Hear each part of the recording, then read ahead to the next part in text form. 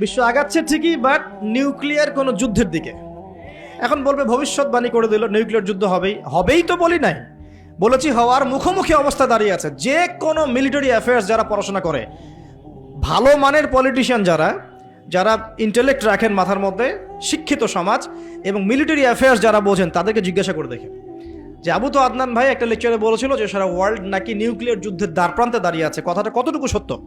তারা অ্যান্সার দিবে ইনশাল্লাহ। দেখেন, এই শিক্ষিত সমাজ অ্যান্সার দিবে ইনশাল্লাহ। তাকে জিজ্ঞেস করতে যায় না যে বিষয়ে কোনো জ্ঞানই রাখে না। আমার কথা কি বুঝতে পারছেন? যারা এই সেক্টরে পণ্ডিত তাদেরকে জিজ্ঞাসা করেন, তারা বলবে যে হ্যাঁ, এটা মুখোমুখি দাঁড়িয়ে আছে, যে কোনো সময় হতে পারে, হতে পারে, হতে পারে। আমরা নিউক্লিয়ার যুদ্ধ হবে কিনা তা তো আর আমরা কোরআন সুন্নাহয় পাইনি। এতটুকু পেয়েছি, মালহামা হবে। কি হবে? মালহামা মানে মহাযুদ্ধ। এটা বিভিন্ন কান্ট্রির মধ্যে জড়িয়ে পড়তে পারে, আল্লাহু আ'লাম বিসসাওয়াব। এতটুকু জেনেছি, ইরাকের ইউফ্রেটিস নদীর সোনার পাহাড়কে কেন্দ্র করে বিশাল যুদ্ধ হবে, এটা জেনেছি, হাদিসে আছে। শুধু তাই নয়, নবী সাল্লাল্লাহু আলাইহি ওয়াসাল্লাম বলেছেন প্রতি 100 জনের মধ্যে, প্রতি 100 জনের মধ্যে 99 জন মানুষ ওই যুদ্ধে মারা যাবে। যারা যুদ্ধে অংশ নিবে তাদের কথা বলা হচ্ছে। মুসলিমদেরকে বলা হচ্ছে তোমরা ওই সম্পদে হাতও দিবে না। ওই সম্পদ নেয়া তো দূরের কথা, ওখানে হাতও দিতে যেও। আমার কথা কি বুঝতে পারছেন?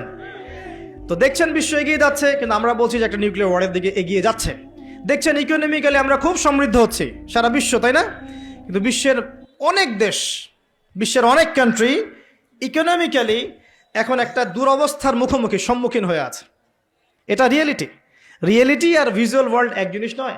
আপনি দেখছেন মেয়েরা খুব এগিয়ে যাচ্ছে, একদম ওই যে স্টেজে উঠে নাচানাচি করছে, অধিকার আন্দোলন এভরিথিং, তাই না?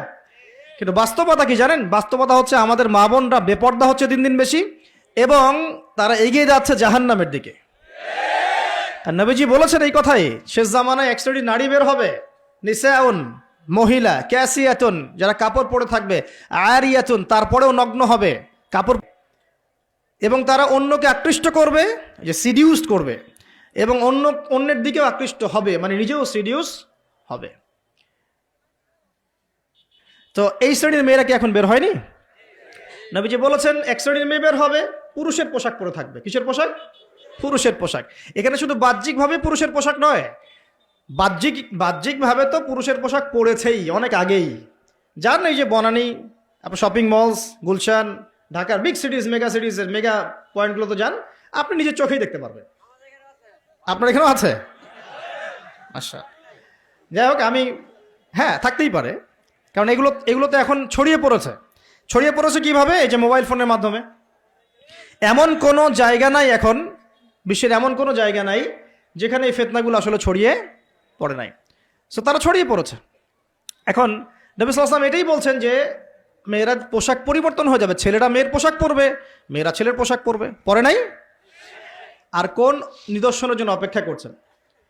শুধু পোশাক পরিবর্তন মানে বাহ্যিক পোশাক নয়, এখানে আপনার সমাজের ফাংশনাল রোলটাও চেঞ্জ হয়ে যাবে। মেয়েরা ছেলেদের জায়গায় আসবে, ছেলেরা মেয়েদের জায়গায় আসবে। এসেছে কি আসে নাই? আচ্ছা, একটা বড় সাইন বলেছেন নবী সাল্লাল্লাহু আলাইহি ওয়াসাল্লাম লাস্ট ডে বা কিয়ামতের, সেটা হলো যে সমাজের সবচেয়ে নিম্ন শ্রেণীর মানুষ, মানে যাদের পরনে কাপড় ছিল না এবং পায়ে স্যান্ডেল ছিল না, বড় লোকদের কথা বলা হচ্ছে না এই হাদিসের মধ্যে।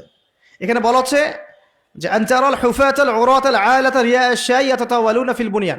এখানে এমন মানুষের কথা বলা হচ্ছে যারা নগ্ন পদের, খালি পায়ের, স্যান্ডেল কেনার টাকা নাই, খালি গায়ের মানে কাপড় কেনার টাকা নাই, এবং রাখাল শ্রেণীর মানুষ, তারা কি করবে? ইয়াতাতাওয়ালুনা ফিল বুনিয়ান, উঁচু উঁচু কনস্ট্রাকটিভ বিল্ডিংস নির্মাণের প্রতিযোগিতা করবে। হয়েছে কি হয়নি?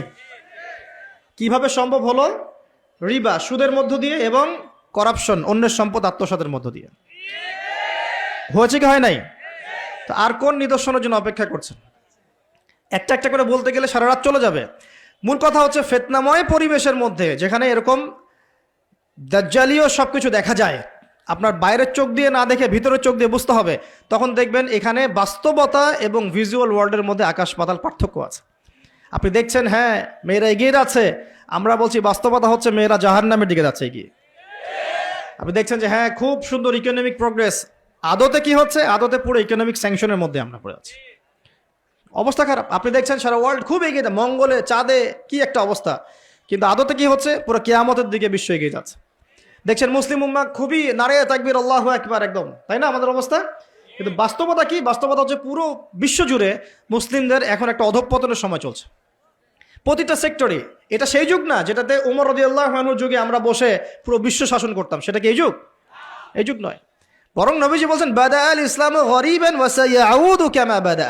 ইসলাম শুরু হয়েছিল অপরিচিত ভাবে, গরিব ভাবে, ওয়া সায়াউদু কামা বাদা, এবং আবার শীঘ্রই সে সেই অপরিচিত জায়গায় ফিরে আসবে।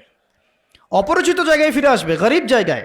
আপনি পরিবারে ইসলাম পালন করতে যান, পরিবারের মধ্যে আপনি গরিব হয়ে যাবেন, অপরিচিত হয়ে যাবেন। সমাজে পালন করতে যান, আমি কোন ইসলামের কথা বলছি? ওই গোলালু মার্কা ইসলাম না, যেটা সব তরকারিতেই চলে, ওটার কথা বলছি না। যে ইসলাম ফলো করলে আপনার হাতে আগুন ধরে রাখার মতো অবস্থা হয়, ওটা ফলো করেন, সমাজে আপনি বিচ্ছিন্ন হয়ে যাবেন। বিশ্বে পালন করতে যান, দেখবেন আপনাকে কোণঠাসা করে রেখে দিয়েছে। এই হলো অবস্থা, গরিবান। তো এই অবস্থায় কি হবে? যেটা আপনি বাহ্যিক চোখে দেখছেন, বাস্তবতা এমন নাও হতে পারে। আল্লাহ পাক আমাদেরকে এই সিচুয়েশনটাকে বোঝার তৌফিক দান করুন।